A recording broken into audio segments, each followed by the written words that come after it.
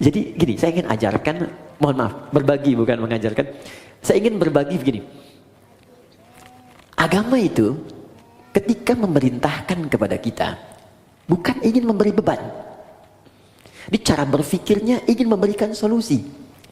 Di ketika Allah minta kita sholat, sebetulnya ingin memberikan ketenangan. Minta kita berdoa supaya kita nyaman. Allah nggak butuh dengan sholat kita.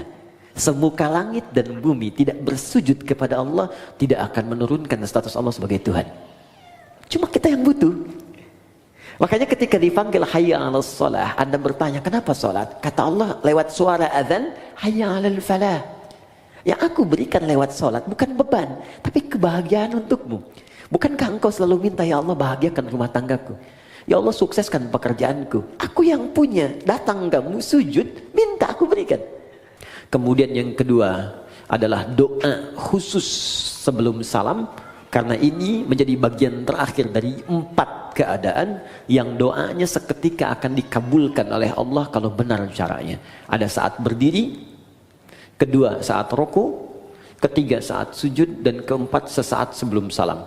Untuk yang ini saya akan berikan perhatian lebih karena jarang banyak orang fokus di sini, saking ingin cepatnya selesai sholat.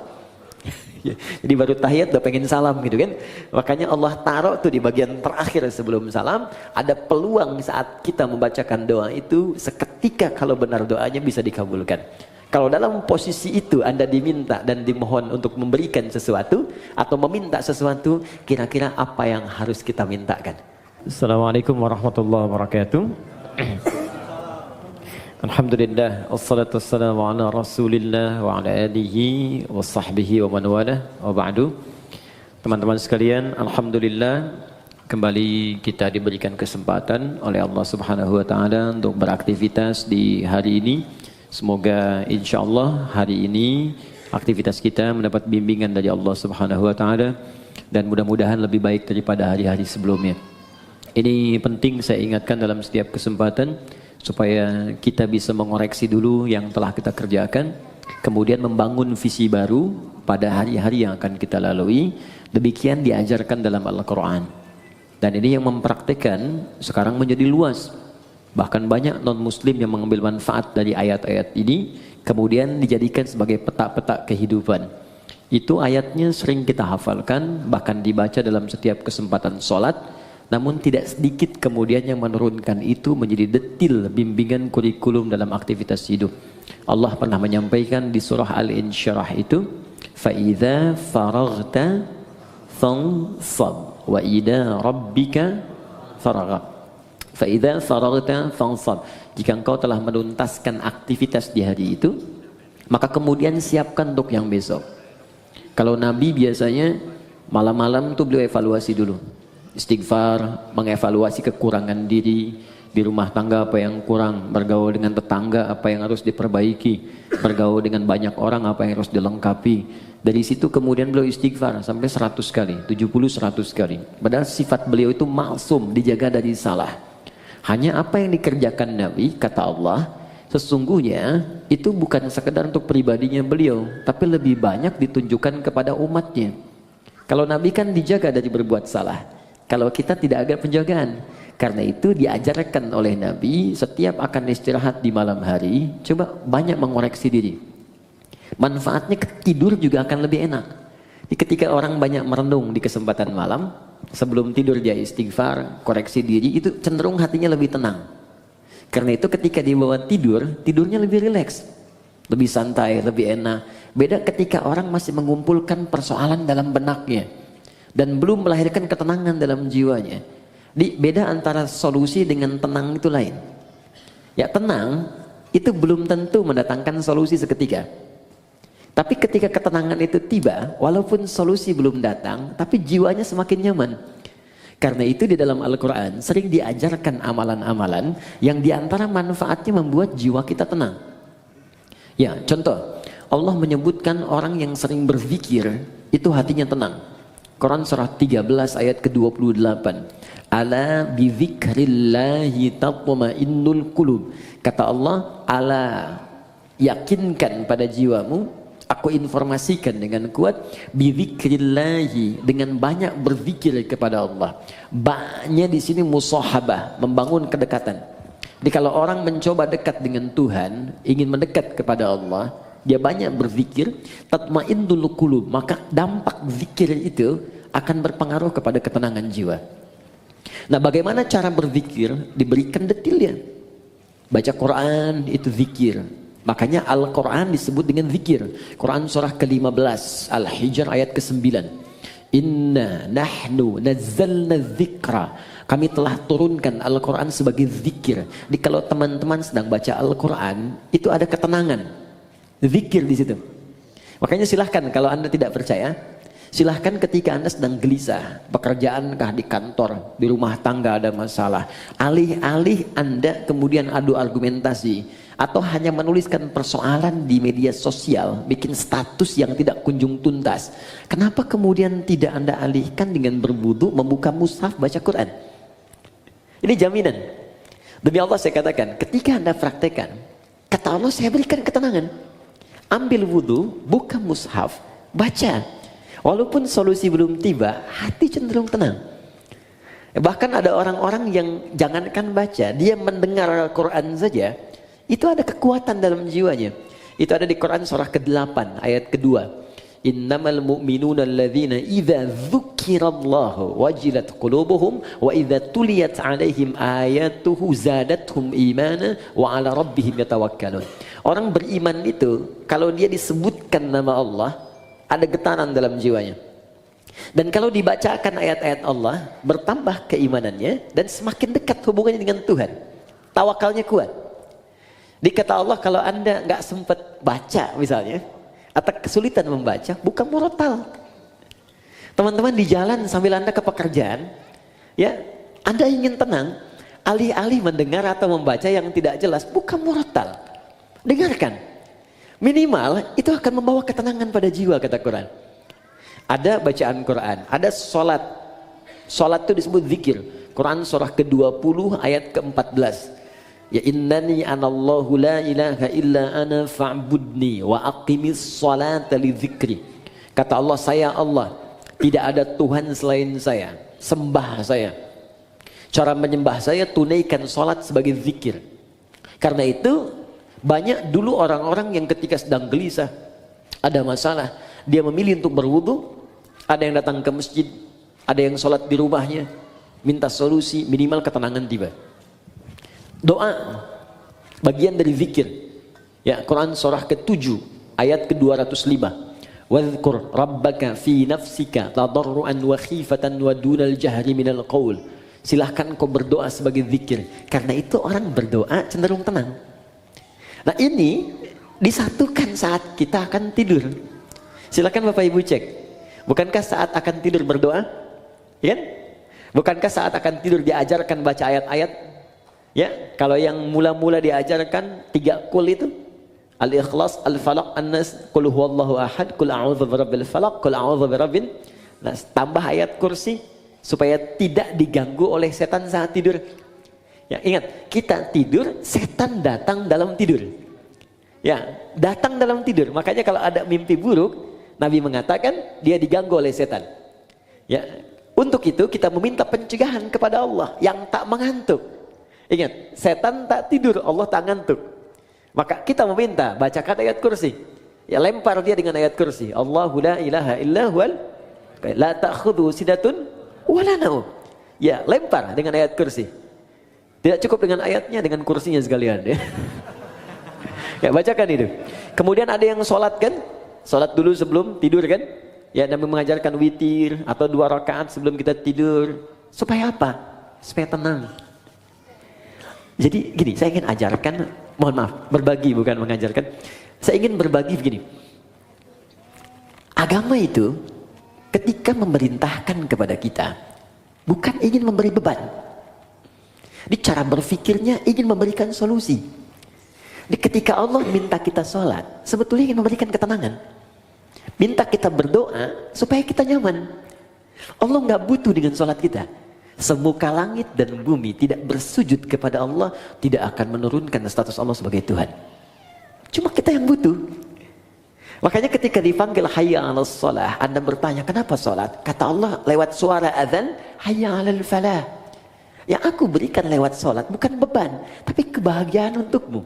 Bukankah engkau selalu minta, ya Allah bahagiakan rumah tanggaku, ya Allah sukseskan pekerjaanku. Aku yang punya, datang kamu sujud, minta aku berikan. Karena itu di pertemuan terakhir kemarin kita memohon kepada Allah saat duduk di antara dua sujud, minta banyak permohonan. Rabbil filli warhamni wajburni warfa'ni warzuqni, dan seterusnya. Minta kasih sayang, minta perlindungan, minta rizki, minta rahmat, minta kesehatan, dan seterusnya. Karena Allah yang punya. Pertanyaannya, kenapa banyak orang meminta dalam sholat kemudian belum ada yang terkabul, atau satu dari sekian banyak belum dicapai? Boleh jadi ada yang belum maksimal dalam sholatnya, atau ada dari bacaan dan gerakan sholat itu yang belum dipahami dengan baik, sehingga maknanya tidak teresap ke dalam jiwa. Karena itu kita teruskan sebentar manfaat dari apa yang kita pelajari lewat sholat. Kita masuk ke pertemuan sekarang, sujud bagian kedua. Saya akan ambil 10-15 menit saja, selebihnya kita akan diskusi dari pertemuan yang telah kita lalui. Saya kira ada beberapa kesempatan yang belum kita untuk berdiskusi, dan saya mohon izin mungkin akan berhenti lebih awal, ya mungkin setengah 12 atau mungkin 15 menit sebelum zuhur. Saya bisa pamit lebih dulu karena ada hal yang harus saya kerjakan kemudian. Jadi kita maksimalkan pertemuan ini untuk membahas 10-15 menit bagian sujud yang kedua. Setelah itu kita coba buka diskusi. Anda yang ingin ditanyakan atau sempat terlewatkan dari awal wudhu sampai dengan ke bagian sujud itu, pertanyakan kemudian, karena setelah itu kita akan masuk bab bagian ketiga terakhir. Tiga terakhir kita akan bahas tahiyat, ya, jadi cara tahiyat baik tahiyat pertama ataupun terakhir plus bacaannya. Kemudian yang kedua adalah doa khusus sebelum salam, karena ini menjadi bagian terakhir dari 4 keadaan yang doanya seketika akan dikabulkan oleh Allah kalau benar caranya. Ada saat berdiri, kedua saat rukuk, ketiga saat sujud, dan keempat sesaat sebelum salam. Untuk yang ini saya akan berikan perhatian lebih karena jarang banyak orang fokus di sini, saking ingin cepatnya selesai sholat. Jadi baru tahiyat udah pengen salam gitu kan. Makanya Allah taruh tuh di bagian terakhir sebelum salam, ada peluang saat kita membacakan doa itu seketika kalau benar doanya bisa dikabulkan. Kalau dalam posisi itu Anda diminta dan dimohon untuk memberikan sesuatu atau meminta sesuatu, kira-kira apa yang harus kita mintakan? Kan dulu ada tayangan di TV dalam 1 jam harus menghabiskan uang sekian, bingung kan mau beli apa aja.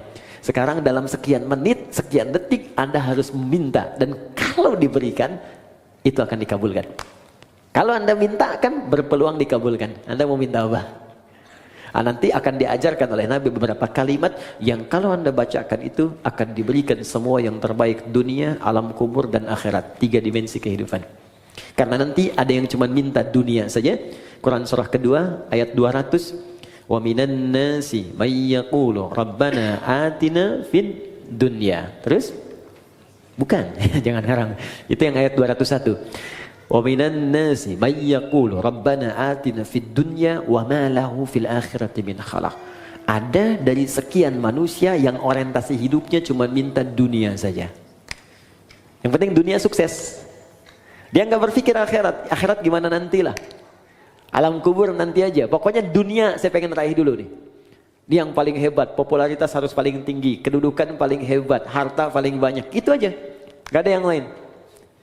Tapi ada yang hebat di ayat 201-nya. Wa minhum may yaqulu rabbana atina fid dunya hasanah wa fil akhirati hasanah wa qina adzabannar. Dia merasa saya akan pulang. Saya akan wafat. Saya nggak akan selamanya di dunia. Dan saya sudah diperlihatkan orang-orang yang wafat di hadapan saya. Bahkan saya yang memandikan, saya yang menyolatkan, saya yang mentalkinkan. Dan saya yakin besok lusa, saya yang wafat. Dan saya punya keyakinan besok ada kehidupan setelah saya wafat. Karena itu saya siapkan amalan-amalan yang hasilnya saya akan nikmati kemudian hari. Maka orang ini punya visi untuk akhiratnya, bukan hanya sekedar untuk dunianya. Maka dia siapkan, saya pengen dunia nikmat dan akhirat nikmat. Ini rumus dalam Al-Quran. Ketika Anda mengejar akhirat, maka dunia akan ikut di belakangnya. Gak akan rugi. Karena akhirat itu, dunia pasti nempel. Tapi kalau Anda ikut dunia, akhirat belum tentu mengikutinya. Contoh begini, zakat itu kan akhirat kan? Zakat akhirat ya, bukan dunia. Awas. Tapi bagaimana Anda bisa berzakat kalau nggak ada dunianya? Oke. Anda mau zakat 25 juta. Zakat itu kan 2,5%. Berarti Anda harus punya berapa? 1 miliar kan? 1 miliar untuk berzakat 25 juta. Karena itu orang-orang dulu mengejar kekayaan itu bukan untuk nyari dunia, tapi supaya bisa zakat. Abdurrahman bin Auf mengejar kekayaan sampai paling kaya nomor 1, kapaknya terbuat dari emas. Apa motivasinya? Supaya saya bisa zakat, supaya saya sedekah, supaya saya infak. Ya. Jadi motivasinya ke situ. Begitu dikejar untuk zakat, infak, sedekah, dunia ikut. Coba, yang dapat 1 miliar padahal yang keluar cuma 25 juta. 975 jutanya silahkan nikmati dunia Anda. Tuh. Jadi orang yang mengejar akhirat, dunianya pasti ikut. Tapi orang kalau ngejar dunia saja, akhirat belum tentu. Anda kesini mau taklim, dunia ikut kan? Makanan di luar banyak tuh. Dunia tuh, kue banyak. Saya kalau taklim tuh taklim, tukang somai, tukang ini, tukang ini, dunia ikut semua. Tapi kalau sengaja beli somai, belum tentu dapat taklim. Sederhana ya. Woi, sekarang plus templar lagi. Oke, jadi visi mengejar akhirat itu tidak harus kemudian meninggalkan dunia, karena otomatis. Ibnu Qayyim al-Jauziyah beliau berkata, perlakukan dunia seperti bayangan. Bayangan. Kalau dikejar itu, gak akan pernah ketangkap. Ayo bikin perlombaan musyawarah ngejar bayangan, tangkap gitu. Silakan akan ketemu. Tendangan tanpa bayangan, bayangannya aja nggak bisa diikutin. Ya? Baik, silahkan. Maka kata Ibnu Qayyim al-Jauziyah, cara menangkap bayangan jangan dikejar. Berbalutlah Anda, berjalanlah, maka dia akan mengikuti. Maka dunia seperti bayangan yang ketika Anda tinggalkan bergalit, dia akan mengikuti Anda dalam kehidupan. Jelas sampai sini? Baik, ayatnya nanti bisa kita kumpulkan teman-teman. Sekarang saya sempurnakan dulu, setelah itu kita bisa berdiskusi pada hal-hal yang mungkin ini kita dialogkan insyaAllah. Oke, sujud yang pertama, kita diminta oleh Allah kemudian untuk merendahkan diri kita, menyempurnakan penghambaan kita kepada Allah Subhanahu wa Ta'ala. Tidak ada penyembahan yang sempurna, ketaatan yang paling dalam, penghambaan yang paling luar biasa tajam, kecuali saat manusia bisa menundukkan kepalanya menyentuh ke dalam lantai yang ia pijak. Jadi ketika seseorang sudah mulai bersujud, itu pertanda dia sudah merendahkan diri yang paling dalam. Dulu orang-orang di zaman dulu ada Persia, ada Romawi, bahkan ditiru kemudian oleh kerajaan-kerajaan di Nusantara di masa-masa lalu sebelum datang Islam. Untuk kemudian menghormati rajanya, dia ada yang bersujud, ada yang ruku seperti ini sudah kita bahas, ada yang sujud kemudian dia menempelkan bahkan kepala di lantainya untuk menandakan kepatuhan kepada rajanya. Apa yang didapatkan dari raja-raja dunia ini?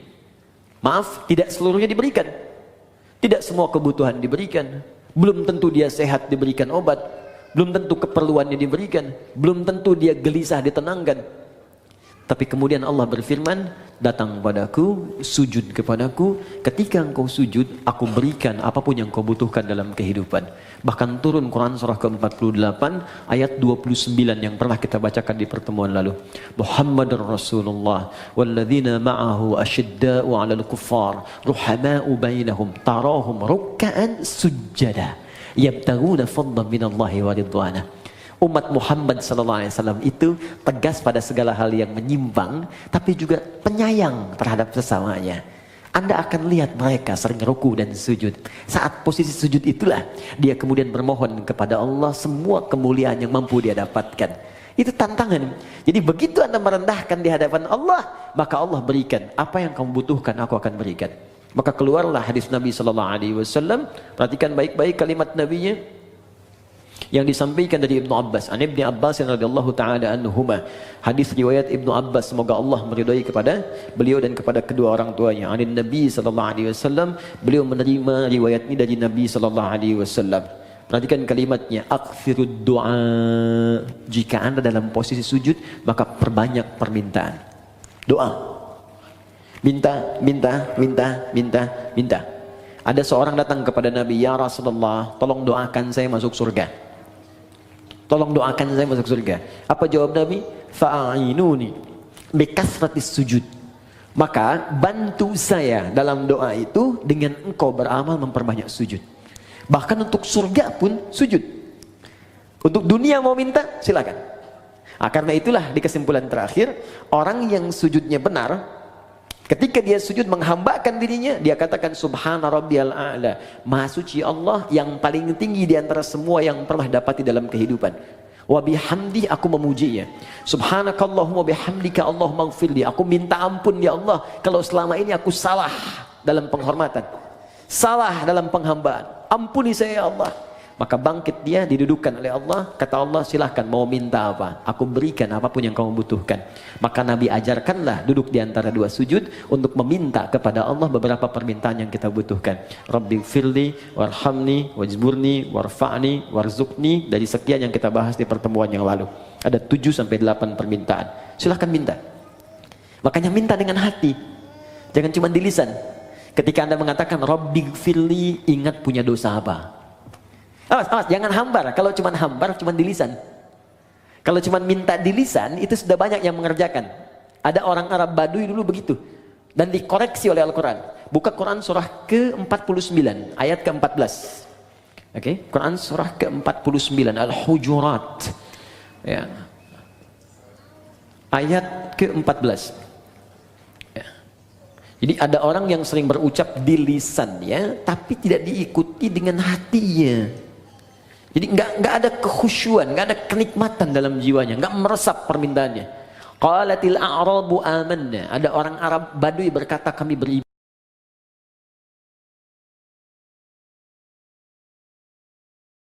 Pas mau nanti ngafani, beli kain kafan. Kalau nggak saya yang belikan sendiri. Ya pokoknya semua beli. Kain kafannya nyata. Terus siap-siap yang mau jadi volunteer dari sekarang ya, disiapkan. Nah, siapkan ya, nanti kita siapkan cara ngafanin bagaimana, kemudian nanti baru terakhir setelah itu menyolatkan ya, terus nanti kita berikan tambahan cara mengangkat sampai masuk ke liang lahat seperti apa ya. Terakhir untuk hari ini, nanti saya cukupkan di sini, setelah itu kita dialog ya. Dalam sujud yang kedua, kita sujud fikihnya, kalau bicara fikih bukan hikmah, maka dikerjakan mutlak seperti Nabi menunjukkan. Ya. Sallu kama ra'aitumuni usalli. Salatlah kalian seperti melihat aku salat. Jadi fikihnya, setelah kita duduk di antara dua sujud, sujud kembali. Posisinya seperti yang pertama, menempel 7 plus dengan tambahan hidung. Ya, 1 kening, kemudian 2 telapak tangan, 2 tambah 1 3, kemudian 2 lutut, 3 tambah 2 5. Kemudian jemari di 2 kaki, tambah 2 7 plus dengan hidung. Ya, kalau kita benar sujudnya, maka otomatis hidung kita pun akan menempel. Ini kalau tempat sujudnya bersih. Seperti di sini karpet sejadah. Tapi kalau Anda sedang keluar, ya di pantai, naik ke gunung, diduga misalnya kurang bersih, maka tidak mutlak harus menempelkan hidung. Diangkat boleh. Jelas ya? Saya sudah contohkan, jadi tidak perlu kemudian saya contohkan kembali. Dan saya sudah bikin PowerPoint. Jadi pertemuan berikutnya, nanti saya tunjukkan PowerPoint dari awal takbir sampai dengan selesai salam. Baik, sudah ada, nanti saya kirimkan ya, insyaAllah. Kemudian teman-teman fokus. Setelah sujud seperti biasa, tempelkan dulu. Mohon maaf sekali, boleh bantu saya? 1 orang aja. Siapa aja boleh. Mas Andrian, mohon izin. Di sini, karena kita ada kamera tersambung, sini aja. Kiblatnya ke sana, sana ke MU. Ya, silakan sujud langsung. Oke. Nah, fokus. Lihat sini teman-teman. Nah, ini sudah bagus. Ini tempelkan dulu. Mohon izin jangan dulu berdoa ya. Jangan dulu berdoa. Ingat sampai kata Nabi famakin sujudaka. Sempurnakan dengan baik dulu sujud secara caranya baru berdoa. Kening ini sudah ya di sini. Jangan sampai terhalang. Ingat pakai peci itu untuk menutup rambut. Jadi kalau kira-kira rambutnya pendek atau tidak ada rambut sama sekali, tak pakai peci pun gak ada masalah. Jelas ya? Baik, kemudian ini di telapak tangan 2. Ini agak dibuka ya. Sudah cukup baik, agak dibuka. Yang penting nggak ke sini ya, cukup di sini. Agak dibuka sehingga tidak dirapatkan ke sini. Ini hati-hati, ada yang dilarang oleh Nabi, jangan kau tempelkan ini siku di sini sehingga menutup diafragma. Di saat sedang sujud kan darah dipacuk kencang dari jantung ke otak. Begitu kita tempelkan di diafragma itu bisa terhambat. Bisa meninggal orang kalau terlalu lama. Dibuka, ilustrasinya kata Nabi sampai anak kambing bisa lewat. Ingat anak kambing itu kan zaman Nabi orangnya besar-besar. Ya, jadi wajar lewat itu cuma ilustrasi bahasa kiasan. Maksudnya ada ruang di sini, bukan Anda ukur. Mama sini sholat yang benar, anak kambing mana anak kambing? Tidak ya. Ini dua lutut sini. Kemudian ini ditutup, bukan dibuka begini. Sudah saya terangkan, ditutup begini. Ini sudah bagus. Nah, sudah seperti ini baru berdoa. Nah, biarkan nikmat dulu, tekan sampai di kepala ini terasa enak, di kening. Ini masih hidup ya? Ya, alhamdulillah. Jadi tenang dulu, enak setelah merasa. Biasanya awal-awal pusing. Awal-awal pusing biasanya. Nanti setelah itu enak. Baru berdoa. Bangkit. Alhamdulillah. Nah, sudah duduk di antara dua sujud, kan? Kemudian sujud kembali seperti tadi yang pertama. Baik, ini yang kita lakukan serupa. Jadi fikihnya tidak ada yang berubah. Sujud kedua sama seperti sujud yang pertama, secara fikih. Bacaannya pun tidak berubah. Sama. Ya, subhana rabbiyal a'la atau subhana rabbiyal a'la wa bihamdi atau subhanakallahumma bihamdika Allahumma ighfirli. Silahkan dipilih. Jelas. Tapi ingat pesan saya baik-baik. Itu bacaan tadi itu hanya pengantar pada doa. Ingat, bacaan formal pengantar doa. Ingat pelajaran kita yang lalu. Setelah itu minta kepada Allah. Apa yang kita mintakan? Ingat baik-baik. Sujud pertama kita minta silakan dalam hati. Rasakan apa yang kita mohonkan. Bangkit duduk di antara dua sujud. Diajarkan oleh Nabi. Ini permintaan ini yang kamu bacakan. Kemudian kita sujud lagi. Bacakan seperti yang pertama. Tapi ingat sujud yang kedua mengandung makna syukur. Kalau benar syukurnya, Allah akan berikan lebih dari apa yang kita bacakan dalam duduk di antara dua sujud tadi. Bahkan ada orang yang belum minta, sudah Allah berikan. Seperti Maryam tadi, gak minta, Allah sampaikan. Seperti Luqman dengan anaknya, yang bukan Nabi, bukan Rasul. Seperti Umar pernah mendapatkannya. Seperti Abu Bakar pernah meraihnya. Seperti Ali pernah mendapatkannya. Bukan Nabi, bukan Rasul, tapi mendapatkan kemuliaannya. Paham sampai sini? Nah sekarang, ketika sudah sujud, kemudian bangkit, baik tahiyat ataupun bangun kembali, ada satu PR yang harus kita praktekkan dulu. Kata Allah, kamu syukur, saya tambahkan. Bagaimana cara bersyukur dan apa itu syukur? Kita bahas ini kurang lebih 1-5 menit. Setelah itu kita cukupkan, kita buka untuk diskusi. Sepakat? Oke, silakan Mas. Jazakallah khair. Syukur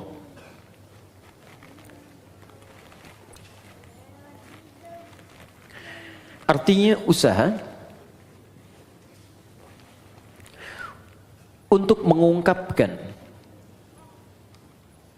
upaya untuk mengungkapkan rasa terima kasih,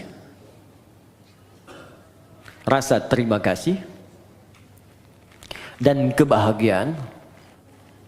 Upaya untuk mengungkapkan rasa terima kasih dan kebahagiaan atas nikmat yang diperoleh, upaya untuk mengungkapkan rasa terima kasih atau kebahagiaan atas nikmat yang diperoleh. Perhatikan bagian ini rahasianya. Perhatikan bagian ini. Dengan cara menggunakan nikmat itu sesuai dengan ketentuan yang Allah tetapkan. Dengan cara menggunakan nikmat itu sesuai dengan ketentuan yang telah Allah tetapkan. Awas, bagian terakhir ini sangat penting. Ini yang paling penting. Contoh. Yuk, masih ingat teman-teman? Dalam duduk di antara dua sujud, apa yang kita ucapkan pertama kali? Rabbil firli. Ya Allah, ampuni aku.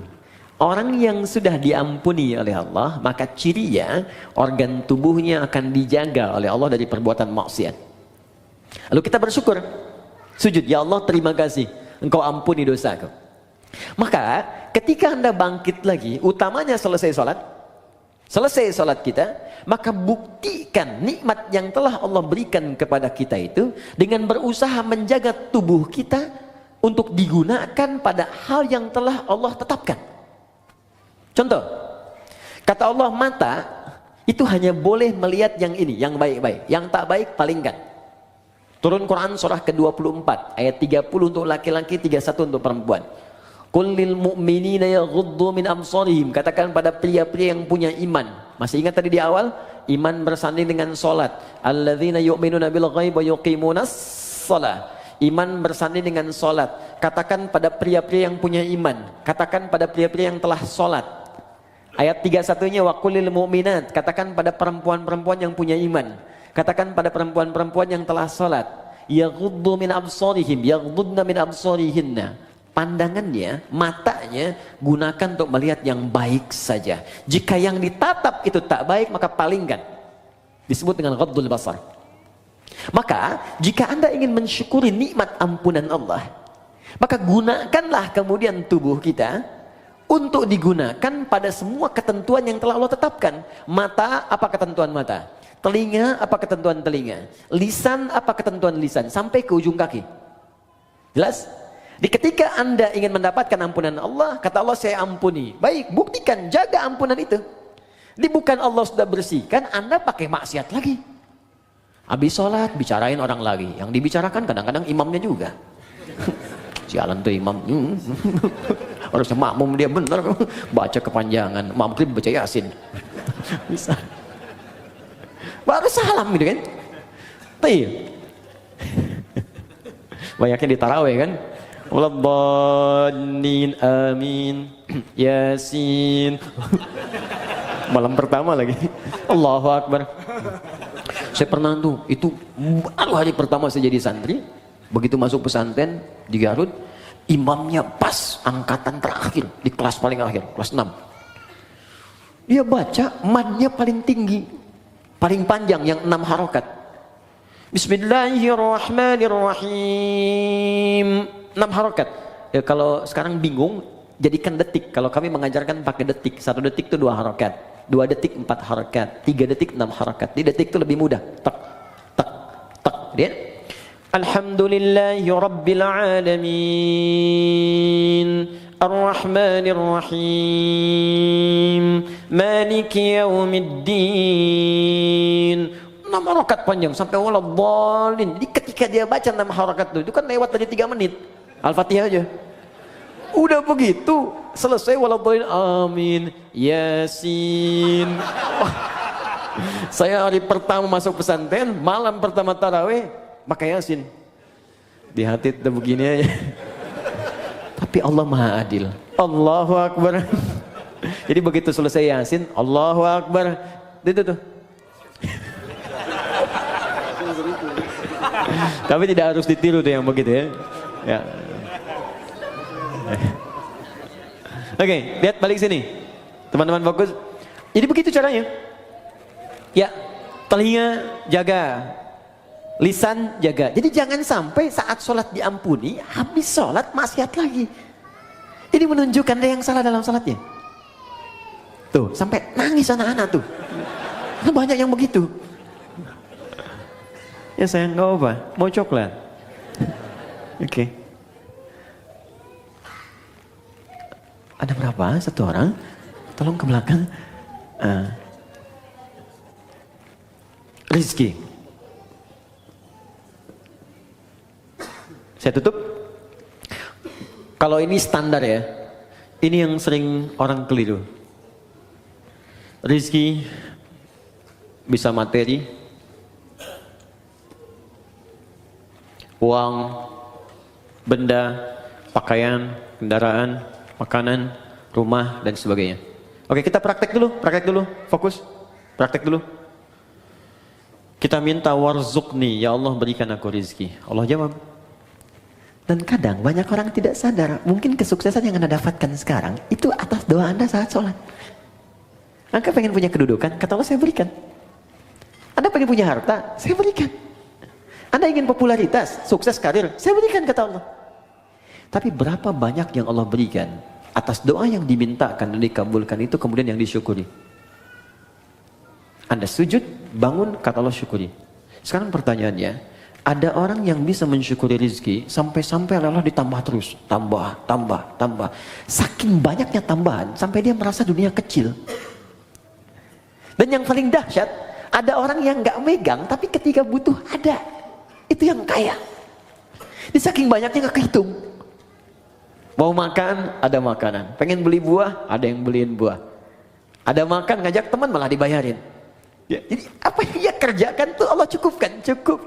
Tapi dia aja nggak punya beban. Ya, nggak capek, kendaraan nggak ngurus-ngurus, mau berangkat ada yang jemput. Kadang-kadang dia telunjuk tangan begini, taksi berhenti, gitu kan? Wah, pokoknya luar biasa lah. Betul, pas bayar dibayarin. Nah, bagaimana cara mendapatkan rumus-rumus mudah, dimudahkan oleh Allah? Kata Allah, syukuri. Nah, kembali ke konteks tadi di awal, syukur itu menggunakan nikmat yang Allah berikan sesuai ketentuan yang Allah tetapkan. Contoh, maaf, saya tidak bermaksud untuk menyampaikan hal-hal yang kurang berkenaan, tapi ini untuk introspeksi kita. Allah katakan, cari pakaian untuk menutupi aurat. Anda minta, ya Allah warzuqni, berikan saya rezeki. Kata Allah, ini saya kasih. Oke. Dari pemberian itu Anda berikan pakaian. Kata Allah, bentuk syukur dari pakaian itu engkau gunakan untuk menutupi aurat. Satu. Berapa banyak kemudian dari hamba yang Allah berikan rezeki itu justru membeli pakaian yang membuka auratnya.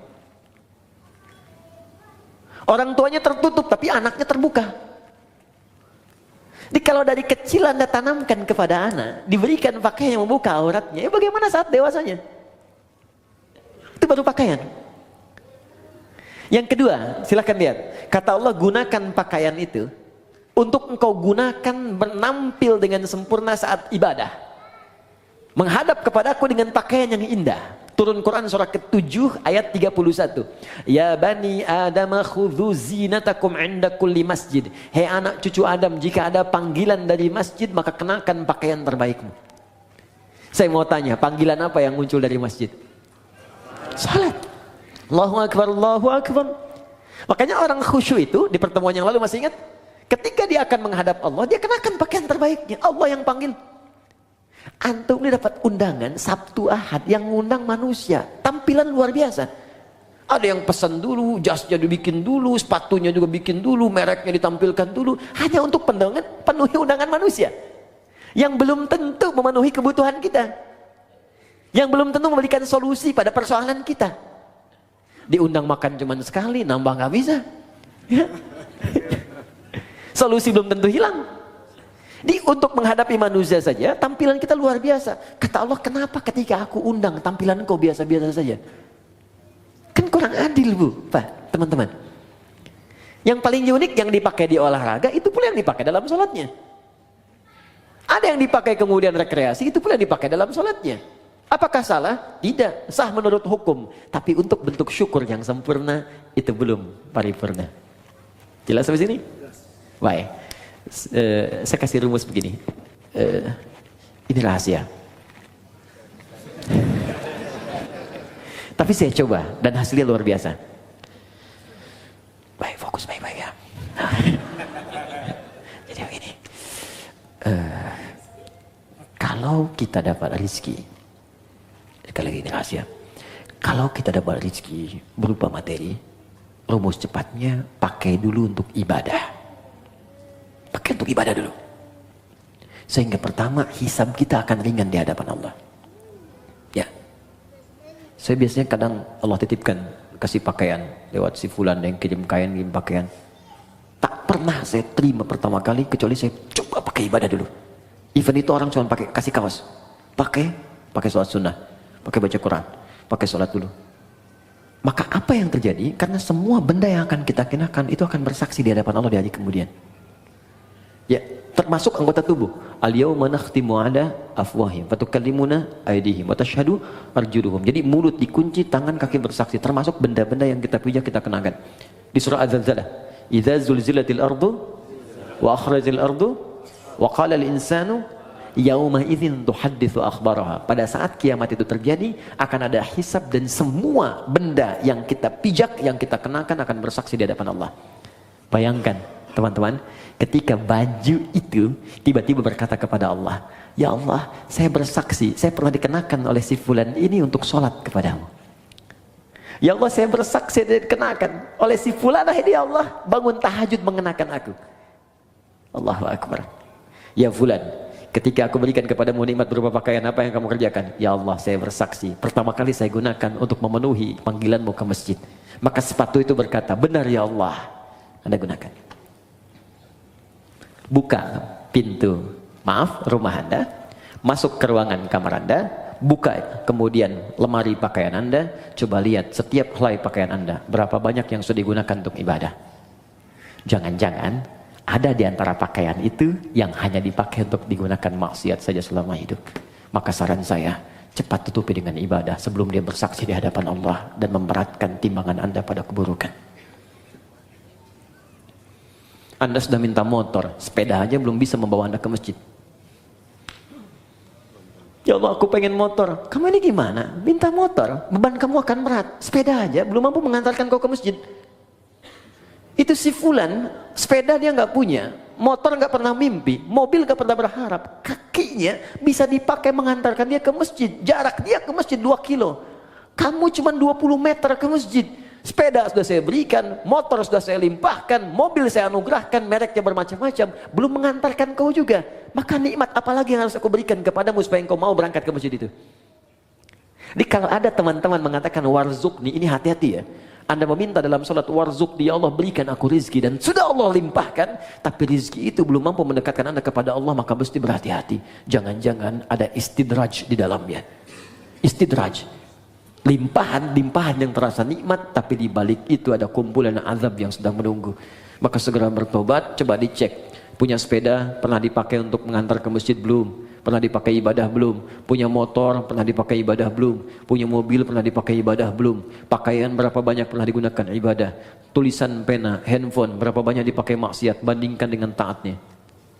Nah, semakin banyak ditata oleh kita untuk kepada hal-hal yang baik, syukur, maka semakin Allah akan tambahkan kepada kita nikmatnya. Itu gambarannya. Kalau ada yang macet di pertengahan, bukan karena dihambat, mungkin nikmat yang sudah ada belum dimaksimalkan untuk berbuat taat kepada Allah Subhanahu wa taala. Jelas sampai di sini? Oke. Karena itu kita cukupkan dulu sujud yang kedua, selesai kemudian tinggal aplikasinya. Ya, teman-teman, rezeki banyak ya. Ada anak-anak tuh, anak, cucu. Berapa yang sudah diinvestasikan pada kebaikan? Ingat, ketika Allah sampaikan jaga diri dari neraka, itu yang disebutkan pertama keluarga. Fokus, qu anfusakum wa ahlikum nara. Jaga diri dan keluargamu dari neraka. Diri keluarga, anak, pasangan, orang tua, ayah, suami, istri, selalu itu yang disebutkan. Itulah rezeki. Ya, saya cukupkan sampai di sini. Untuk sementara waktu kita berdialog dulu. Kalau ada yang mau bertanya atau ingin diperjelas dari mulai wudu sampai dengan sujud tadi bagian kedua, silahkan kita diskusikan. Karena yang pertemuan berikutnya kita akan langsung masuk kepada bab yang baru, yaitu tahiyat, doa sebelum salam, dan amalan pasca salat. Saya perkenankan.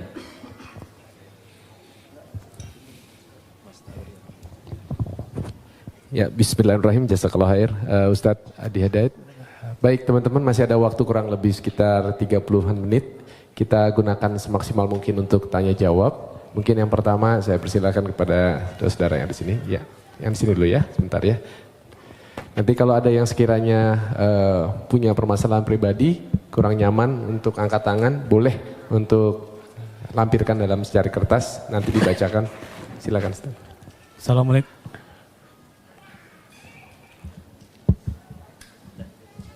Assalamualaikum Ustadz, nama saya Iksan Ustadz. Di kajian bulan lalu kan duduk di antara dua sujud ada dua cara Ustadz. Iftiros sama yang tafaruk.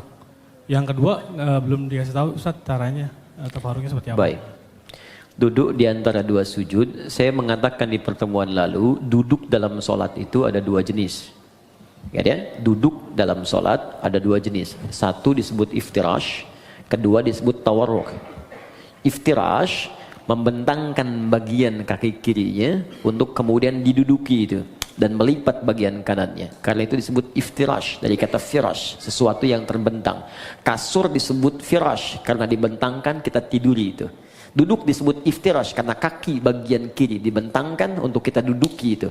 Kemudian yang kanan dilipat. Contoh paling mudahnya, kita kemudian duduk seperti ini, kemudian yang kiri dibentangkan begini, kemudian duduki, yang kanan kemudian dilipat seperti ini. Jadi kalau kita menghadap ke sini, nah ini iftirash ya. Jadi seperti ini. Yang kirinya dilipat, kita duduki, yang kanannya ditekuk. Gini ya? Jelas ya? Kemudian yang kedua tawarruk, agak lebih santai. Ya, memasukkan kemudian bagian kirinya ke selak-selak betis bagian kanannya ke sini. Kemudian duduk ke tempat alas lantainya di sini. Ini tawarruk, sehingga tawarruk terasa lebih santai. Ya, seperti ini. Jadi ini yang dilipat kemudian ke kiri, yang kanannya ini kemudian ditekuk bagian jari-jarinya. Jadi kalau saya buka, mohon maaf sekali sebesar-besarnya. Bismillah.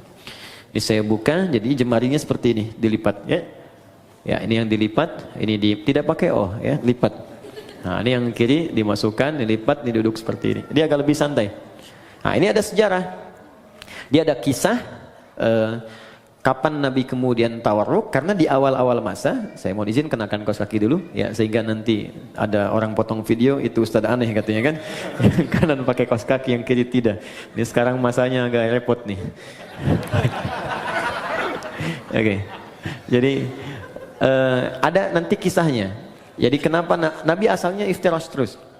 Iftirash bahkan di tahiyat. Makanya nanti di beberapa mazhab termasuk Maliki, nanti saat tahiyat, baik tahiyat pertama ataupun yang terakhir, semua duduknya iftirash, kayak yang tegak. Nah, tapi nanti di akhir-akhir masa beliau hidup, itu kemudian beliau tawarruk pada bagian keduanya. Ya, makanya ada perdebatan yang sangat menarik di dalam fikih Maliki dengan Syafi'i. Ya, ketika kemudian Imam Malik ditanya, kenapa anda kemudian tawarruk, tidak tawarruk tapi iftirash dua-duanya? Kata Imam Malik, karena saya mengikuti Nabi. Di awal masa sholat itu, beliau kemudian duduknya iftirash semua. Nah, tawarruk itu ketika beliau sudah mulai lemah di akhir. Makanya yang terakhir cenderung lebih santai. Ya kan? Karena keadaannya sudah mulai agak lemah. Maka di akhir cenderung santai, karena tahiyat terakhir lebih lama daripada tahiyat yang pertama. Tapi jawaban Imam Syafi'i pun sangat bagus. Kata Imam Syafi'i, kita kan diperintahkan mengikuti Nabi. Ya kan? Jadi kalau Nabi tawarruk, kita ikut tawarruk. Nabi iftirash, kita ikut iftirash. Kalaulah logikanya, Nabi kemudian sudah lebih sepuh sehingga kemudian lebih nyaman tawarruk, kenapa dua-duanya tidak tawarruk? Tapi satu iftirash, satu tawarruk.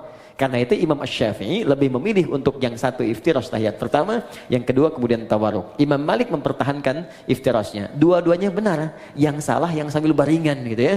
Baik. Jadi jangan berdebat pada dalil yang memudahkan. Adapun duduk di antara dua sujud, ya maka duduknya iftirash, bukan tawarruk. Iftirash. Jadi ingat, hanya ada dua duduk dalam salat, iftirash dan tawarruk. Iftirash dan tawarruk keduanya bisa dipakai dalam tahiyat, tapi di antara dua sujud hanya iftirash saja, bukan tawarruk. Kecuali pada kondisi kaki yang bermasalah sehingga tidak bisa iftirash, maka silahkan, jangankan tawarruk, kaki maju ke depan pun satu itu boleh. Ya, jadi jangan marah ya. Teman-teman di Mekah misalnya kan ada sholat tiba-tiba orang Arab kakinya begini satu saat tawarruk, ya kan? Nah, ini tandanya sedang ada masalah di kakinya. Nggak sopan nih sama Allah. Bukan begitu. Dia sedang ada masalah. Ya, jadi silahkan mau begini silahkan, mau gini silahkan. Kalau sedang memang ada kesulitan. Ya, kaidah fikihnya apa? Ad-daruratu tubihul mahdzurat. Dalam kondisi yang darurat maka yang terlarang menjadi dibolehkan untuk sementara. Ingat ya? Larangan yang dibolehkan itu sifatnya bukan permanen, tapi sementara. Ingat, contoh, ini sering saya sampaikan. Anda pergi ke hutan, kemudian di hutan sulit menemukan makanan halal, yang ada cuma babi. Kalau tak makan itu, maka bisa melemahkan fisik, bisa wafat. Maka dalam kondisi itu boleh makan daging babi. Ya, dapatkan, sembelih, ambil, masak, makan. Tapi tidak untuk dinikmati, hanya untuk menutup lapar. Enak juga ya? Tidak ya. Jadi hilangkan lapar sambil mencari yang halal. Begitu yang halal ditemukan maka ini haram kembali mutlak. Jelas ya? Oke, ada yang lain? Bismillah. Baik, bismillahirrahmanirrahim. Ya, ini ada yang sepertinya mengirimkan secari kertas. Kalau lihat dari tulisannya karena jelek nih pasti laki-laki nih ya. Assalamualaikum warahmatullahi wabarakatuh. Waalaikumsalam warahmatullahi wabarakatuh. Bagaimana hukumnya ketika suami saat bermasalah dengan istri sudah talak 1 langsung talak 3, lalu suami dan istri menyesal dan ingin rujuk? Baik. 1 langsung talak 3. Iya. Ada lagi yang saking marahnya nggak talak 1 lagi, saya talak 3 sekalian gitu kan? Baik. Nah, jadi teman-teman, saya mau katakan begini, kita harus belajar dulu fikih munakahat, fikih rumah tangga. Di dalam bahasan munakahat rumah tangga itu ada bagian talak. talak itu asalnya bukan untuk memisahkan, tapi solusi terakhir untuk menyatukan kembali. Asalnya bukan untuk memisahkan, tapi solusi terakhir untuk menyatukan kembali. Bagian paling akhir. Quran surah kedua Al-Baqarah ayat 229. Sampai nanti panjang sekali, ya. Sampai 230, 231 sampai ke 233-nya diselang lagi masuk 234 rumah tangga lagi. Jadi pertama, talak ketika dikeluarkan itu ada urutan. Urutan pertama, jika punya persoalan jangan sampai keluar kalimat talak dulu. Kembali dulu ke Quran surah keempat An-Nisa ayat 34 sampai 35. Fokus. Ar-rijalu qawwamuna 'alan nisa, paling kiri sebelah atas. Ar-rijalu qawwamuna 'alan nisa bima faddalallahu ba'dahum 'ala ba'din wa bima anfaqu min amwalihim fas-salihatu qanitatun hafizatun lil ghaibi bima hafizallah wallati takhafuna nushuzahunna. Perhatikan. Laki-laki pemimpin di rumah tangganya bagi istrinya. Hati-hati karena Allah berikan bekal kepadanya untuk memimpin. Di antaranya bekal mencari nafkah, bekal melindungi, bekal menyayangi, ada di situ. Jangan tertukar. Sedangkan istri yang salihah, kata Allah cirinya dua, yang paling pokok. Satu, menaati Allah dengan menaati suaminya ketika dia meminta pada yang baik. Kedua, menjaga nama baik keluarga, terlebih suami, khususnya ketika tidak sedang bersamanya. Maka jika terjadi hal, awas hati-hati, yang bisa berpotensi memecah belah kehidupan rumah tangga, menyebabkan perselisihan, maka saya berikan urutan-urutan kepada Allah. Satu, fa'idhuhunna, komunikasikan dengan baik. Di situ diartikan nasihati. Sebetulnya wa'adha itu bukan sekedar memberikan nasihat, tapi cara komunikasi yang baik. Karena nasihat pun kalau disampaikan dengan cara komunikasi yang tidak baik, jadi keterimanya akan beda. Kamu ini akan nggak bisa mengerti. Itu kan sebenarnya mudah sekali. Ya, memang gampang disampaikan, cuma nyakitin gitu. Ya, jadi kalaupun Anda ingin memberikan nasihat, kata Allah, saling menasihati, maka lakukan dengan komunikasi yang baik, yang bagus di situ. Ya, kalau nggak ketemu, wahjuruhunna fil madaji', coba saling merenung dulu. Pisahkan dulu tempat tidurnya. Merenungkan dulu. Kenapa saya menikah dulu? Apa visi yang dibawa saat akan menikah dulu? Apa harapan-harapan yang dibangun? Kenapa Allah saya pertemukan dengan si fulan? Kenapa dengan si fulan? Renungkan sampai di situ. Belum ketemu juga, maka cari orang ketiga yang bisa menjembatani, terutama keluarga. Makanya saya sering katakan pada yang belum menikah, kalau cari wali, cari orang yang paling dekat hubungannya, yang paling mengerti kita. Makanya kenapa harus ayah? Karena nanti dari 3 tanggung jawab ayah, itu 2 diberikan pada suami yang telah akan selesai, yang 1 tetap jadi tanggung jawab orang tua, khususnya ayah. Yang 2 itu apa? 1, pemberian nafkah. Di begitu saya terima nikahnya, ya, si fulana binti fulan sekian dibayar tunai, itu kewajiban memberi nafkah pindah kepada suaminya. Kedua, pemberian kasih sayang dan perhatian, perawatan. Ya, perawatan yang merawat, kemudian menyayangi. Makanya nanti ada ayat-ayat, jangan sakiti pasanganmu, bapaknya tak pernah melukainya, ibunya tak pernah membentaknya, ayahnya tak pernah memukulnya. Masa kamu yang dipercaya bukan pada laki-laki lain kemudian harus menyakitinya? Turun Quran surah keempat ayat 19. Bahkan kalimat iman dilekatkan di situ. Kalau kamu ada persoalan jangan cepat marah, kata Allah. Boleh jadi di balik masalah itu saya kirimkan hikmah yang besar supaya kamu belajar lebih baik. Kemudian yang ketiga, untuk memberikan perhatian. Nah, ini yang ketiga, orang tua masih punya. Makanya nanti ketika ada persoalan di rumah tangga, itu yang jadi wali terlibat memperhatikan. Dan boleh jadikan untuk konsultasi, tanya. Aku ada persoalan, begini masalahnya, boleh tanya. Ya, karena itu bahasa Qur'annya, perhatikan. Fa in khiftum shiqaqa bainihima fab'athu hakaman min ahli wa hakaman min ahliya. Jika Anda khawatir rumah tangga sulit dipertahankan, kemudian berat persoalannya, nggak bisa diselesaikan sendiri, maka cari orang bijak di antara keluarga untuk menengahi. Bicara, ngobrol. Kalau nggak ketemu juga, maka jalan yang paling tinggi terakhirnya adalah talak itu keluar. Ya, tapi talak yang paling menarik, wal mutallaqatu yatarabbasna bi anfusihinna thalathata quru. Kata Allah, perempuan-perempuan yang ditalak itu, juga laki-laki yang menalaknya, setelah talak dikeluarkan itu, hendaklah dia menunggu 3 kali masa suci. Ketika saat suci dia ditalak, tunggu 3 kali. Tunggu itu bukan nunggu pisah. Banyak orang salah paham di sini. Bukan nungguin pisah. Kapan 3 kali suci datang? Kapan datang? Bukan. Tapi itu bagian terakhir. Ini di 3 kali ini, Masih ada nggak rasa cinta? Ada perhatian? Apalagi lihat anak. Ada nggak untuk mengoreksi diri? Jangan-jangan kesalahannya bukan pada pasangan, pada pribadinya. Ada nggak kemampuan untuk melihat itu? Dilihat. Makanya yang pertama ini disebut raj'i. Raj'i itu rujuk. Rujuk itu kembali. Di talak ini dijadikan solusi oleh Allah untuk mengembalikan. Mungkin dalam 3 kali masa suci ini masih berpikir untuk bisa kembali. Jadi jangan diputuskan selesai, bukan begitu. Makanya 3 kali nih. 1 kali suci, tunggu. 2 kali suci, merenung lagi. Mungkin mau, tapi ada syarat. Istri menuliskan syaratnya kepada suami. Kalau mau kembali, begini. Suami juga begini. Dudukan, ngobrol dengan keluarga. Kalau ketemu, kadang-kadang di pertengahan, ada yang sudah kangen lagi. Ada yang ingat lagi.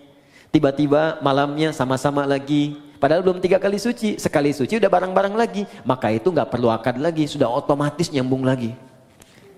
Jadi sekali, 2 kali. Kalau 3 kali kemudian tidak keluar itu, ya tidak keluar iswahnya, tidak ada nyambungnya, maka jatuhlah talak 1 di situ. Jelas? Kemudian pengen dikoreksi, pengen balik lagi. Ya, kemudian nyatu lagi, akad kembali, menyatu di situ. Kalau tidak diakadkan kembali, maka si perempuan berhak menikah dengan orang lain. Jelas ya? Nah, kalau kemudian menyatu lagi, ada masalah lagi, talak yang kedua baru jatuh. Jadi nggak ujuk-ujuk 3. 1 selesai, nyambung lagi. Talak lagi, masuk yang kedua. Itu pun masih ada koreksi, sampai 3 kali lagi. Panjang sekali. Nah, kalau kemudian pada yang kedua ini sadar, nyambung lagi. Ternyata ada masalah lagi, sampai yang ketiga puncaknya. 3 kali masalah sudah melewati 6 kali suci. Masa nggak selesai-selesai? Maka Allah kasih pelajaran. Kalau keluar yang ketiga ini, pada yang kedua nih. Pada yang kedua, kalau kamu sampai keluar talak yang ketiga lagi, kamu nggak bisa langsung nyatu kembali, kecuali dua-duanya harus menikah dulu dengan yang lain dulu sebelum menyambung kembali, supaya tidak terjadi talak lagi yang ketiga. Tapi kalau memang nggak bisa disatukan, dan memang ada hikmah, mungkin sampai di sini rumah tangganya, mungkin sampai di sini kelengkapannya, sudah. Maka di situ kemudian berlaku talak yang ketiga. Jadi nggak ujuk-ujuk kemudian langsung 3, tidak. Ada tahapan di situ. Yang paling menarik begini. Boleh jadi perpisahan itu hanya muqaddimah untuk mengantarkan pada penyatuan kembali. Saya punya guru falak yang sangat terkenal di Indonesia. Namanya Kiai Haji Yujan Esa. Yujan Esa. Rahmukallah. Esa itu singkatan Endang Syarif. Kiai Haji Yujan, orang Garut ini. Wah, ini Masya Allah lebih cepat dari kalkulator. Jadi kalau udah ditanyakan, udah sekian. Arah kiblat sini. Kita hitung betul. Google kalah lah pokoknya, Kompas telat. Ya, jadi itu seketika. Haji Yujan itu didapatkan karena dikasih orang. Bahasa Arabnya Yujan. Wajada yajidu Yujan. Dikasih orang, Haji Yujan. Haji saya dikasih sama Allah lewat orang itu. Maka disebutkan Haji Yujan. Hajinya dikasih orang. Saya nggak perlu bangga dengan semua itu karena ini pemberian Allah. Esa Endang Syarif. Maka dikenal dengan kayak Haji Yujan Esa. Baik. Silahkan kalau mau singkat. Nah, kemudian menikah. Sempat pisah. Tahu Anda apa yang terjadi? Sampai kemudian beliau menikah lagi. Istrinya yang pisah ini menikah lagi. Di akhir masa hidupnya, dalam keadaan sepuh, istri yang ini meninggal. Suami yang itu meninggal. Dan menyatu kembali yang tadi. Di masa tuanya. Menyatu kembali. Jadi kita tidak tahu rahasia apa yang Allah tetapkan di kemudian hari. Yang bisa kita jalani adalah apa yang terjadi di rumah tangga, ikuti ketentuan yang ditetapkan oleh Allah. Itu pasti solusi. Kalau punya masalah, duduk bicara, komunikasi yang enak. Terus perannya dilihat, Anda laki-laki, di perempuan. Kalau perempuan kata Allah, datang kepada laki-laki. Laki-laki itu pemimpin. Masih ingat kata-kata saya? Ciri khas pemimpin itu apa? Ya, ciri khas pemimpin tidak mau dipimpin. Dia hanya menerima masukan, tidak menerima saran. Ya, jadi kalau masuk kepada pemimpin, masuknya harus dengan cara yang tidak langsung. Biasanya kalau tidak tanpa mukadimah, papa sih begini-begini, balik lagi tuh. Tapi kalau kita masuk dengan cara yang lembut, Ma, saya mohon maaf kalau selama ini banyak salah, emang. Ya, nggak apa-apa, terima aja dulu, nggak apa-apa. Iya, tapi mungkin Allah kirimkan papa untuk menyempurnakan apa yang kurang pada diri saya. Capek, nggak apa-apa. Ya memang hidup kita harus capek Pak. Ya tidak ada yang tidak capek. Kalau tidak capek mungkin kita sudah kembali kepada Allah. Saya bukan apa-apa, saya hanya takut ketika Allah tanya di kemudian hari, kenapa engkau tidak jaga pasanganmu dengan baik. Silakan Pak, kalau ada yang salah bisa dikoreksi. Saya siap. Saya hanya khawatir sebelum pulang kepada Allah membawa beban yang tidak bisa saya selesaikan di dunia. Hari pertama diam, tapi malam dia akan berpikir. Tengah malam mungkin menangis. Besok-besok tiba-tiba datang kepada Anda. Ternyata saya yang punya salah mah. Tuh kan, bener kan saya bilang kemarin. Tapi itu bisa terjadi. Ya, sholat, dalam sujud minta, ya Allah sentuh hatinya ya Allah, berikan kebaikan pada jiwanya ya Allah berikan kemuliaan, Engkau pasangkan dia kepadaku bukan pada yang lain ya Allah, maka mohon ya Allah ringankan hisabku di hari kiamat. Itu lebih mudah. Jelas ya? Dan itu insya Allah akan indah. Bu, ada satu ya teman-teman akhwat, ini kisah nyata di masa lalu. Ini mungkin awet untuk rumah tangga. Jadi setiap suaminya mau tugas di masa lalu, dia selalu berdandan rapi dandan. Terus diantar sampai ke depan pintunya, sampai dilihat bayangannya hilang. Ya, dia cium tangannya, suami cium kemudian keningnya, dia berangkat sampai katakan, dan selalu dibisikkan di telinganya, Pak, sayang, kami mendoakanmu, insya Allah sukses pekerjaan. Tolong jangan cari yang haram. Kami karena kami satu detik pun tidak akan kuat di neraka. Kami sanggup menahan lapar seharian, tapi tak akan sanggup bisa berada di neraka walau sedetik. Dibisikkan di telinganya, jalan. Setiap pulang, dandan lagi yang rapi. Udah dandan rapi, dan menariknya bawa sapu. Bukan mau nyapu. Begitu suami datang, cium tangannya, duduk, makanan disiapkan lagi. Masya Allah, kalau bahasa kita, ayah sudah pulang, semoga Allah berikan segala kebaikan, kemuliaan, menghilangkan rasa penat. Aku mohon maaf, hanya ini yang terbaik yang aku bisa berikan. Kalau ada yang kurang-kurang kau marah, kau pukul pun silahkan, aku rela. Diberikan sapunya. Dan tidak pernah dalam hidupnya terjadi pertengkaran yang luar biasa. Masya Allah. Bisa seperti itu. Suami mau berangkat, kan? Siapkan, dandan, kirimin SMS, kan? Sayang, insya Allah lancar ya hari ini aktivitas. Yakinkan pada dirimu aku bersamamu dalam suka dan duka. Wah. Dijawab sama suami, kamu kenapa sehat? Oke. Itu terakhir. Assalamualaikum, saya ingin bertanya, jika mendapatkan rizki, sebaiknya dipakai umrah ibadah dahulu atau lebih diutamakan untuk kebutuhan terlebih dahulu? Karena takut kedepannya tidak cukup untuk memenuhi biaya hidup. Oke, teman-teman begini, jangan dipisahkan semua ibadah. Ya, memenuhi kebutuhan rumah tangga dan ibadah aspek yang lain secara ritual itu Allah sudah atur dengan sedemikian rupa. Contoh, Anda bekerja, dapat rezeki berupa harta benda tertentu dengan jumlah tertentu. Apa yang pertama kali harus dilakukan dengan harta ini? Turun Quran surah keempat ayat 34. Paling kiri sebelah atas. Infakkan lu untuk keluarga. Jadi pertama keluarga. Jelas? Ar-rijalu qawwamuna 'alan nisa bima faddalallahu ba'dahum 'ala ba'din wa bima anfaqu min amwalihim. Jadi Anda cek nih kebutuhan keluarga itu berapa? Dalam sebulan cek berapa. Dapat 80 juta, kebutuhan 40 juta dari keluarga. Masih ada lebih kan? Makanya kelebihan ini sudah Allah ukur. Allah tetapkan nisab namanya. Jadi ada nisab di situ. Setiap ada 85 gram emas dengan nominal sekian, emas itu akan terus naik kan? Sesuai dengan masanya. Masa Nabi mungkin kurang dari 1 juta, naik lagi. Sekarang 1 gram udah 700 ribu. Ya kan? Baik, jadi ini kurang lebih sudah 60 juta ke atas. Maka ketika Anda mendapatkan ini, kata Allah, ini pun silahkan keluarkan zakatnya dulu. Baru keluar zakat. Zakat pun keluar setelah melewati batas ini. Ya, 85 pas ke atas keluar zakat. Bahkan ada pendapat di ulama pun, jika zakat ini pun, awas hati-hati, bisa berpengaruh terhadap kebutuhan keluarga yang memang dibutuhkan nilainya segitu, maka ini belum dikeluarkan. Ada pendapat demikian. Jadi ketika kebutuhan keluarga 75 juta misalnya, dibutuhkan betul. Ya, mohon maaf. Kemudian dapatnya 60 juta, ini sudah masuk kategori nisab. Hanya nisab ini pun keluar zakat, itu ditunda setahun. Kalau bertahan, lebihnya ada, kan? Baru kemudian keluar. Ya, ada yang menyebutkan haul di sini. Karena itu, jika kemudian ini masih belum mencukupi, maka ini tidak keluar. Tutupi dulu ini. Anda bayangkan zakat saja yang sifatnya wajib keluar ketika nisab muncul itu bisa ditunda atau tidak keluar ketika kebutuhan keluarga belum tersalurkan. Kalau sifatnya betul-betul mendesak. Tapi kalau sifatnya asumsi, nih kebutuhan kita misalnya 60 juta nih dalam sebulan. Saya dapat 75 juta ya, atau saya dapat 60 juta pas. Tapi masih asumsi, belum jelas ini. Maka rumus cepatnya keluarkan zakat lebih baik. Karena rumusnya ketika Anda keluarkan Allah berikan 10 kali lipat.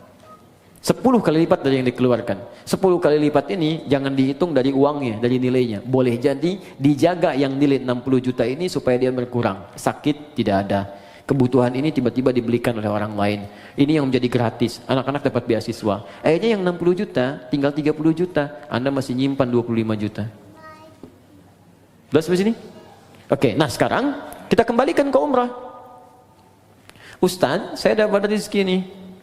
Saya pilih mana? Umrah atau saya penuhi kebutuhan keluarga dulu? Kalau memang ada kebutuhan keluarga yang sangat mendesak yang harus dipenuhi, maka ini yang didahulukan. Ini kemudian diakhirkan.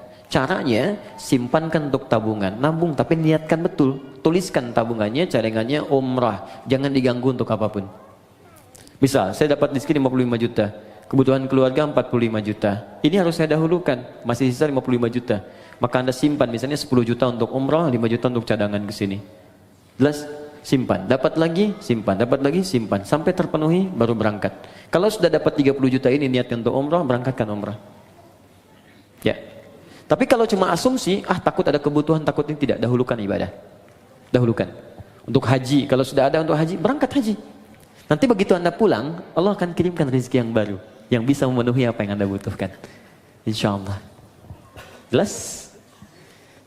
Ada baik. lagi? Ada Ustaz, masih. Baik. Saya angkat tangan. Sebentar dulu ya, kasihan Pak ya, yang baik, ibu-ibu nih ya. Wah ini menarik nih. Untuk perempuan ya, pakaian yang terbaik untuk sholat di rumah itu seperti apa Ustadz? Quran apakah surah harus ke-7? Baik. Harus berpakaian terbaik atau kita boleh pakai pakaian yang sedang kita kenakan, misalnya daster kemudian ditutupin oleh mukena? Ya, bukan kita, mungkin Anda ya. Ini saya nggak pakai. Oh iya, daster. Anda bukan saya. Kok kita? Kena gue ya. Biasa, it's happening sometimes. Oke. Quran surah ke-7 ayat 31, lihat di ujung ayatnya ya. Dari ayat 26 sebetulnya, 26, 27, 28, 29 sampai ke 31-nya. Di ayat yang terakhir dilarang untuk israf, berlebihan. Ya, wala tusrifu innallaha la yuhibbul musrifin. Kalau Anda tarik ke 26, 27 terutamanya, kemudian 28, 29 sampai ke ayat tadi yang saya sampaikan berhubungan dengan masjid. Pertama Allah katakan khudzu zinatakum 'inda kulli masjid. Ketika ada panggilan dari masjid, kenakan pakaian terindahmu. Indah. Indah itu ukurannya pasti sudah kita pahami lah. Ya, ada ukuran moral di situ, ukuran etika. Ya, ibu kondangan pakai daster gitu, indah tidak? Gitu kan? Misal ya. Tapi kalau kita tutup dengan yang lain, tutup ya dan nampak indah, nampak rapi, itu nggak apa-apa, nggak jadi masalah. Yang penting ada penutup dengan baik, rapi, tampil baik. Misal tadi tutup mukena kan, tutup mukenanya rapi, mukena baik, nggak ada masalah. Silakan saja. Sama aja Anda dengan pakai daster, tutup lagi misalnya pakai abaya, pakai macam-macam, berangkat kemudian ke kondangan dan seterusnya. Sepanjang yang bagian dalamnya tertutupi dengan baik. Ya, jadi tutup tampilan luarnya yang rapi, yang bagus. Tapi ada yang sangat menarik. Walibasut taqwa dzalika khair. Dan pakaian ketakwaan itu esensi yang paling bagus. Itu yang terbaik. Apa itu takwa? Takwa itu satu, bebas maksiat. Ya, bebas maksiat, sehingga diartikan meninggalkan semua yang dilarang. Jangan sampai Anda sholat membawa pakaian haram. Hasil menipu, hasil korupsi, hasil riba. Makanya ada hadis yang sangat panjang di hadis Muslim, ketika seorang meminta, memohon kepada Allah dan terdengar oleh Nabi. Ya. Thumma dzakara rajula yutilu safara ash'atha aghbara. Kemudian Nabi mengisahkan seorang lelaki yang menempuh perjalanan panjang. Doa orang yang sedang safar cepat dikabulkan. Yamuddu yadayhi ila sama, mengangkat tangannya ke langit. Fayaqulu, maka dia berkata, Allahumma ya Rabb, ya Rabb. Jadi tiga yang dia kerjakan. Satu safar, kedua mengangkat tangan, yang ketiga memulai dengan al-asmaul husna. Setiap satu itu cepat mengabulkan doa. Di orang safar 2 kali cepat dikabulkan. Orang mengangkat tangan cepat dikabulkan. Menyebut al-asmaul husna cepat dikabulkan. Jadi harusnya 6 kali orang ini lebih cepat dikabulkan dari doa orang biasa. Tapi apa kata Nabi? Anna yustajabu lidzalik. Bagaimana doanya bisa dikabulkan? Mustahil. Ada orang yang ketika berdoa, Allah bukan gak mau ngabulkan. Jadi balik lagi mental kayak gini nih. Nih, ini ada gelas kan? Bejana kan? Oke, kalau ini nggak ada sekatnya, saya mau masukkan apa aja bisa. Tapi kalau disekat begini, apa yang mau masuk? Gula nggak masuk, garam nggak masuk, spidol nggak masuk, balik mental. Bukan Allah nggak ngasih, mental. Apa yang menutupi sehingga mental jawaban dari Allah itu? Pertama kata Nabi, mat'amu haram karena sumber makanannya haram. Mashrabu haram karena minumannya haram. Malbasu haram karena pakaiannya haram. Wa ghudhiya biharamin, dan perangkat hidupnya haram. Anna yustajabu lidzalik, bagaimana itu bisa dijawab doanya? Karena itu pakaian terbaik bukan persoalan masalah jenisnya. Ya, bukan pada modelnya. Tetap dia menutup aurat dengan baik, tapi pada yang pertama esensinya apakah halal atau haramnya. Jadi indah itu bisa relatif. Indah relatif walaupun jelek itu mutlak. Ya. Makanya ukurannya jelas itu kan. Baik, cari, tapi pertama jauhkan dari nilai hal-hal yang mengundang maksiat yang haram. Kedua, takwa itu berarti kedekatan yang sangat dengan Allah. Biasanya kalau teman-teman dekat dengan seseorang dan dapat undangan, bukankah akan mengenakan pakaian yang paling baik? Sekarang Anda ingin dekat dengan Allah, maka ketika ingin dekat dengan Allah, cari yang paling bagus, yang paling baik. Maka semakin tinggi kedekatan itu, semakin ada rasa dalam hati. Pasti Anda akan memilih yang paling bagus. Pasti itu, karena ada rasa dalam jiwa. Terus sudah otomatis. Nah, karena itu tidak dilarang ketika Anda menutupi dengan mukena, tampil menutup aurat, tapi jika Anda mampu mengerjakan nilai takwa tadi, walibasut taqwa dzalika khair. Pakaian takwa dengan 2 model tadi itu yang paling bagus. Kalau Anda bisa kenakan ini, maka Allah akan turunkan jawaban di Quran yang sangat indah sekali di surah At-Talaq. Ya, surah At-Talaq ayat kedua sampai ketiga, di akhir ayat kedua, di awal ayat ketiga.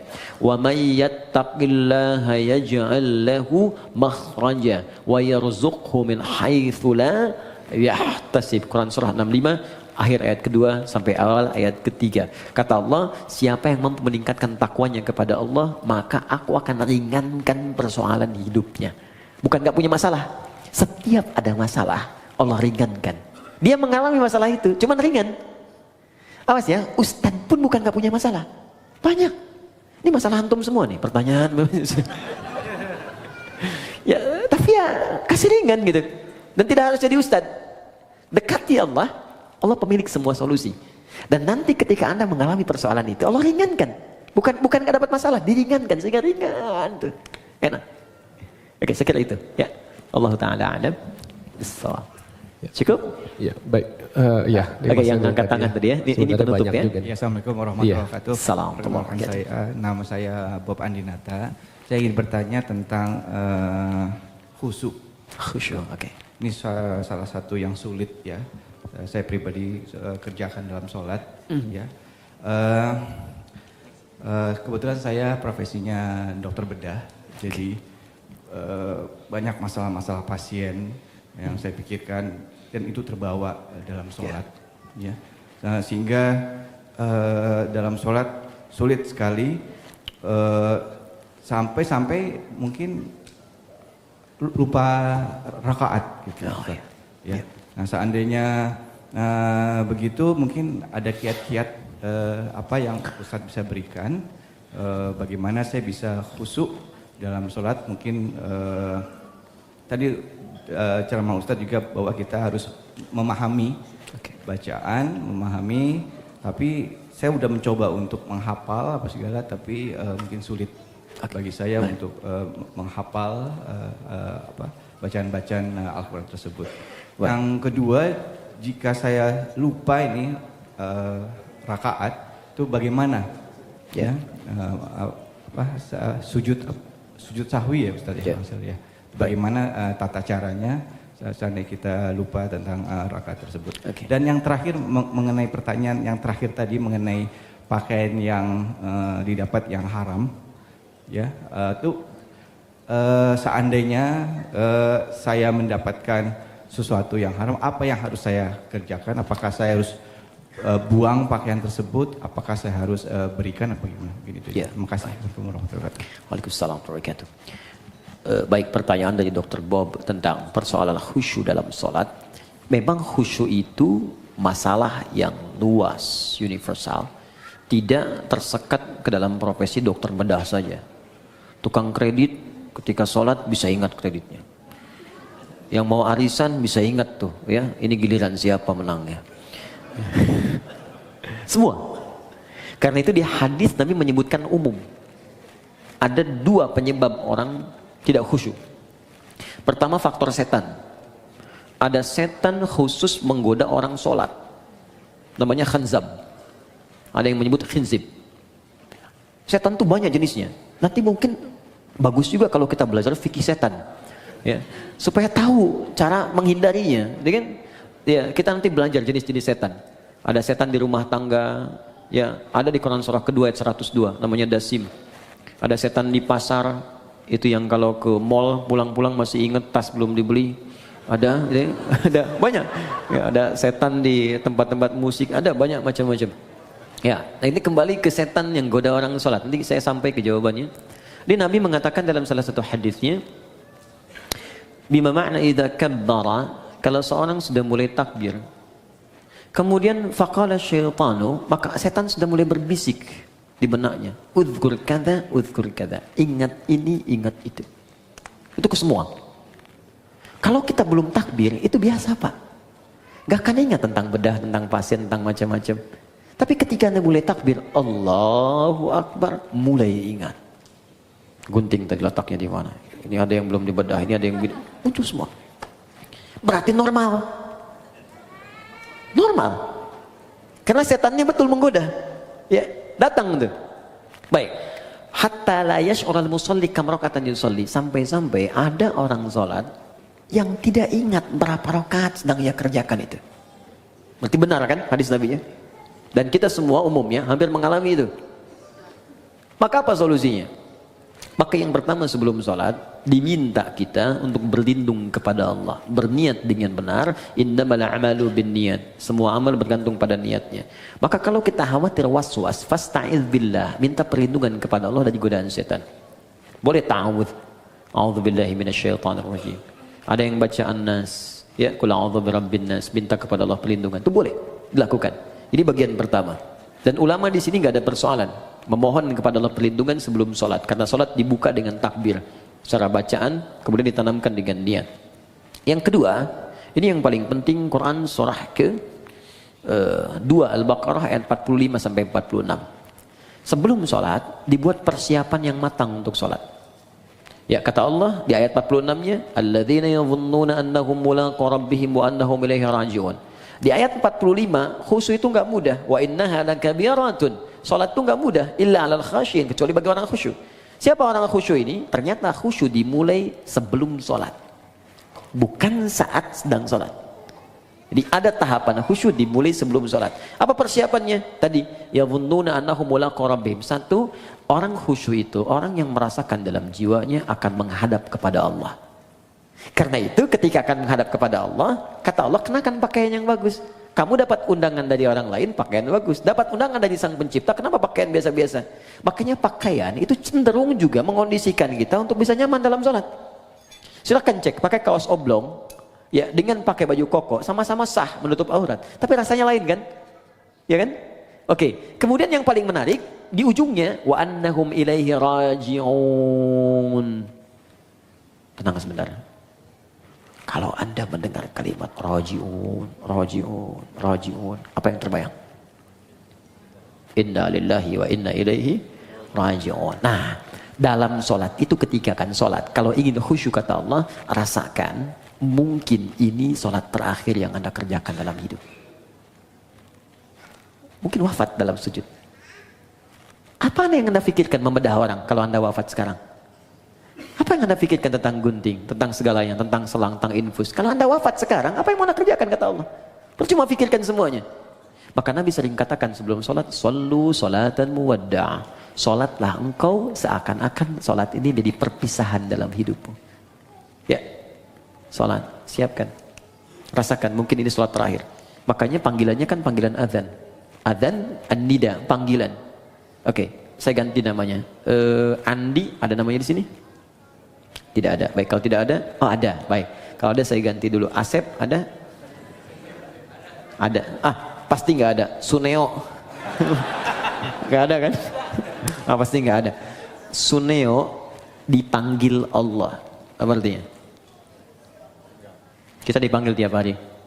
Adi dipanggil Allah, Bob dipanggil Allah, Hasan panggil Allah, Andi panggil Allah. Allahu Akbar, dipanggil kan? Mungkin sholat itu panggilan terakhir dalam hidup kita. Kalau kita sudah merasa itu panggilan terakhir dalam hidup, boleh jadi di situ kita akan mulai merasakan kenikmatan untuk pasrah kepada Allah. Kalau wafat dalam sujud itu. 2. 3. Ada isyarat di Quran surah ke-29 ayat ke-45. Utslu ma uhiya ilaika minal kitab. Sebelum sholat baca dulu, pahami dulu, rasakan dulu semua makna bacaan dan gerakan dalam sholat. Wa aqimis sholah, baru tunaikan sholat dengan sempurna. Jadi ketika kita merasa akan wafat, kita merasakan baca Allahu Akbar, Allah Maha Besar, pikiran menerjemahkan. Hati merasa, ya Allah saya mengatakan kau Maha Besar, tapi dalam hidup saya selalu merasa besar dalam hidup. Pekerjaan saya katakan yang paling besar dalam hidup dan seterusnya. Itu perasaan akan terbawa. Sehingga membantu kita bisa lebih fokus dan nyaman dalam sholat. Jelas sampai di sini? Untuk bagian yang pertama. Karena itu saya sarankan, jangan capek dulu untuk semua dikerjakan. Sepekan ini saya mau belajar takbir dulu, pahami dulu. Sepekan kemudian saya belajar untuk iftitah. Selanjutnya saya belajar Al-Fatihah sampai sempurna kita. Bahkan ada ulama yang mengatakan ingat sholat saja sudah bagian dari khusyuk. Wah ini 5 menit lagi adzan zuhur nih. Sudah ingat tuh, itu bagian dari khusyuk. Oke? Baik. Kemudian yang selanjutnya saya lompat ke bagian terakhir. Yang haram ketika hadir dalam jiwa kita atau kehidupan kita, bagaimana solusinya? Kalau dari pakaian dan sebagainya, ada sebagian yang ekstrem mengatakan buang, ada yang mengatakan bakar. Tapi kalau ada dari manfaat-manfaat bisa digunakan secara sosial, maka jumhur ulama lebih menyarankan arahkan kepada kepentingan sosial. Misal ada harta haram berupa uang misalnya kan didapatkan. Kita tahu ini haram. Walaupun misalnya hukum setempat mengatakan boleh, tapi saya katakan ini haram nih secara agama. Maka Anda ingin bebaskan dari itu, maka kemana kan ini? Maka ulama jumhur mengatakan mayoritas berikan untuk kepentingan sosial. Bikin jalan, bikin bangunan, bikin macam-macam. Yang sifatnya tidak konsumtif. Ya, bukan dimakan. Jadi jangan berikan pada anak yatim, jangan berikan pada fakir miskin, tidak. Untuk yang sosial sifatnya. Jadi kalau yang tadi misalnya mau diberikan pakaian pada dalam kepentingan sosial, jual berikan untuk kepentingan sosial atau dipakai pada hal-hal yang sifatnya secara sosial bisa digunakan, silahkan, tidak ada masalah untuk di situ. Saya kira itu yang bisa saya sampaikan, teman-teman. Tinggal 3 menit ke zuhur, izin menyampaikan beberapa hal. Pertama, saya tidak bosan mengatakan ini, tingkatkan ketakwaan kita kepada Allah, jauhi maksiat, belajar dengan baik. Belajar dengan guru-guru yang bisa meningkatkan iman kita, ya ilmu kita, tidak harus cukupkan kepada saya. Kalau ada yang benar dari saya silahkan terima amalkan, itu petunjuk dari Allah. Kalau ada yang salah, itu mutlak kesalahan saya. Anda tinggalkan, maafkan saya, dan saya tidak sungkan untuk mengoreksi. Sehingga apa yang Anda dapatkan, kita semua bisa belajar dengan baik.